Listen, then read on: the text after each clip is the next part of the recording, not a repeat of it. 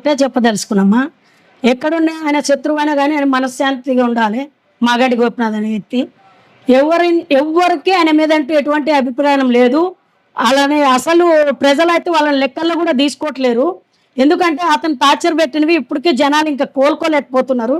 ఇంకా కోర్టుల చుట్టూ పోలీస్ స్టేషన్ చుట్టూ తిరుగుతున్నారు. ఇండ్లలో కొట్టిన రోజులునే నేను కూడా ఒక బాధితురాలనే.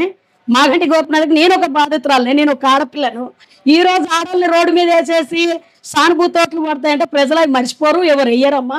ఆల్రెడీ అందరి దృష్టిలల్లో మాగంటి గోపినాథ్ ఏంటనేది తెలుసు. రౌడీలను పెట్టుకొని ఇండ్లలో కొట్టిన రోజులు కార్యకర్తలకు ఉన్నాయి. వాళ్ళ కార్యకర్తలకే రౌడీలను పెట్టుకొని జనాలకి డిమాండ్లు వసూలు చేసేసి అవి కూడా ఉన్నాయి వీడియోస్. మీరు చెప్పే విధానం సింపతికి ప్రజలు సింపతికి అస్సలు ఓటేయరమ్మా. సింపతి రోజులు పోయినాయి. ప్రజలు గుణపాఠం చెప్తారు, ప్రజలు నిర్ణయిస్తారు. కానీ ప్రజలు ఇది కూడా అనుకుంటున్నారు, బీజేపీ బీఆర్ఎస్ ఎప్పటికైనా లోపల పొత్తుగానే ఉంటారని చెప్పేసి. అది వాళ్ళు సృష్టించుకుంటారు టీఆర్ఎస్ వాళ్ళు. కానీ నరేంద్ర మోడీ గారు అంత ఇది లేదు. ఇదేదో ఈ రాజకీయానికి అడ్డం పెట్టుకుని వాళ్ళు ఏదో పుట్టించుకుంటున్నారు పుకార్లు. కానీ అట్లాంటిది ఏముండదు. అట్లా అనుకుంటే మరి ఈరోజు క్యాండిడేట్ని ఎందుకు ప్రకటిస్తారమ్మా? పోటీలో ఎందుకు దించుతారు? బీఆర్ఎస్ వదిలేస్తారు కదా.